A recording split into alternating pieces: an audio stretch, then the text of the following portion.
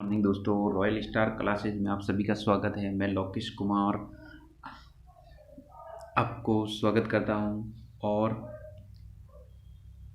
मैंने total 4 video provide करा चुका हूं। अब अगला वीडियो हमारा हिस्ट्री का पहला वीडियो मैं आपको प्रोवाइड कराने जा रहा हूं और आप इस हिस्ट्री में सुनेंगे कि मानव का इतिहास, मानव कैसा था, मानव कैसे उत्पन्न हुआ, किस तरीके से रहता था, उसका जीवन क्या था। तो हम एक भारतीय इतिहास में सबसे पहले अगर देखेंगे तो मानव के जीवन की कुछ सभ्यता थी, जैसे मेसोपोटामिया, ये दजला फरात नदी पर थी, मिस्र थी नील नदी पर, और भारत सिंधु नदी, और चाइना चीन थी ना वो वेहांगो नदी, जहाँ जिसको पीली नदी भी कहते हैं।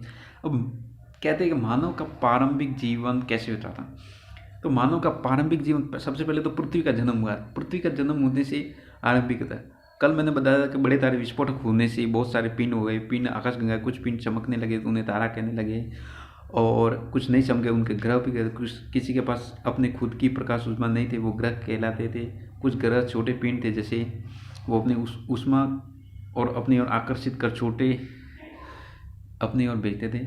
और जिसे मानव निर्मित सैटेलाइट और भेजे जाने वाले उपग्रह को कृत्रिम उपग्रह भी कहते थे। अब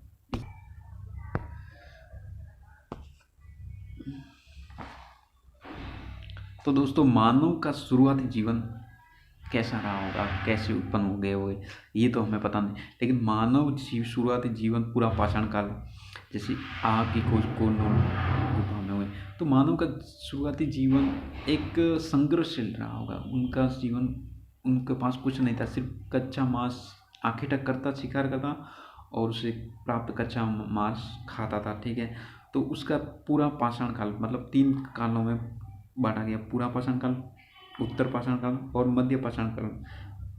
नहीं, पूरा पाषाण काल, मध्य पाषाण काल और नव पाषाण युग, ये 3 ऐसे थे जिसको अपन कह सकते थे।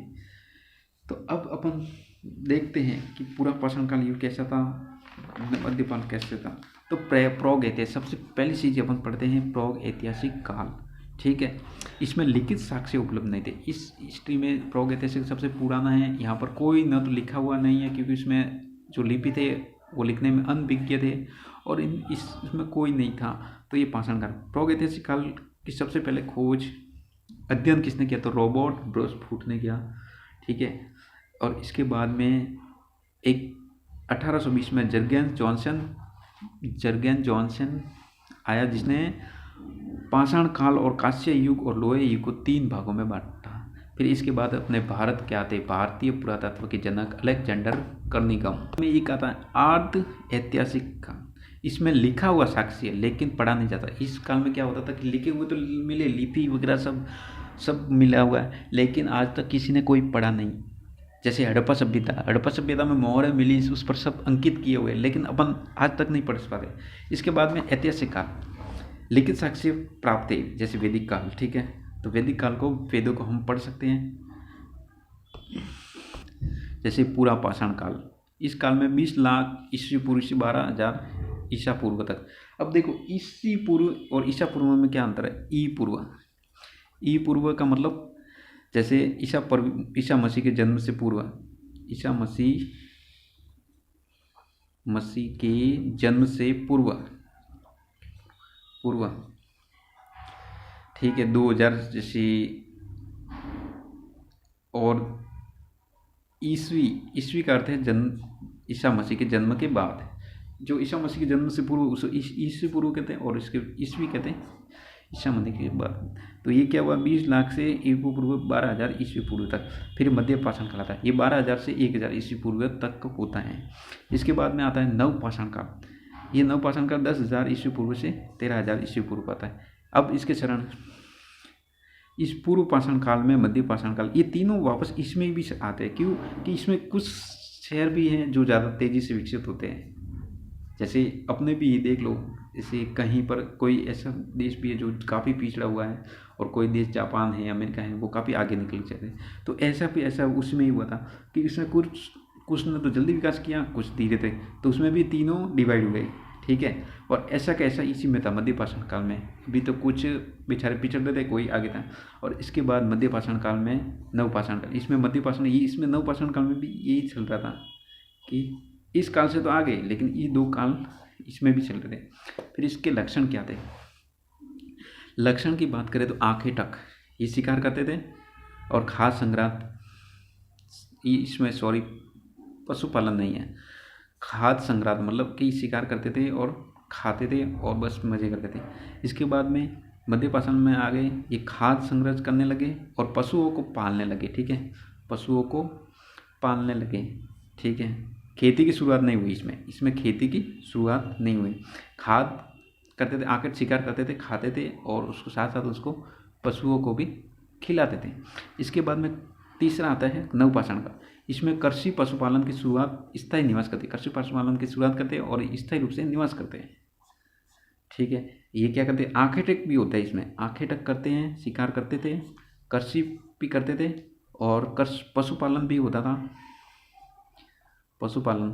और इसके साथ शुरुआत स्थायी निवास करते थे। इसके बाद इसमें औजार कौन कौन से थे?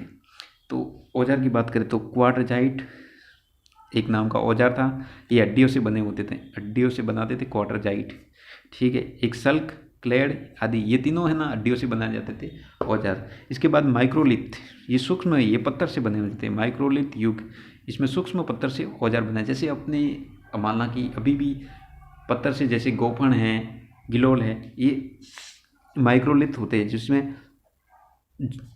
छोटेपन से छोटे मतलब इतनी तेज़ी से होता है, मतलब उसको करते तो वो अगला वाला जानवर, पक्षी, पशु कोई भी वो मर जाता है।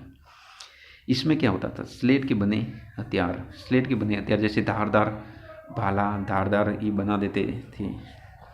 इसके बाद महत्वपूर्ण स्थान अदितरमपक्कम, ये तमिलनाडु में है, यहाँ और है हथनोरा, ये दो स्थान ये आप ऐसे हैं। अदितरमपक्कमपुर, ठीक है, ये तमिलनाडु में है और हथनोरा यूपी में। ये मानव निर्मित पहली खोपड़ी मिली थी, यहाँ पर मानव के कंकाल मिले, मानव कंकाल की पहली खोपड़ी यहाँ पर मिली, ठीक है। अवशेष, मानव खोपड़ी के पहले अवशेष यहाँ भी मिले। फिर भीमबेटका में यहाँ पर प्राचीन चित्रकला, पशु पक्षी के प्रमाण भी मिले, ठीक है, पशु पक्षी के प्रमाण।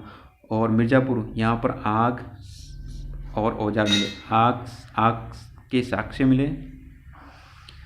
मिले और औजार,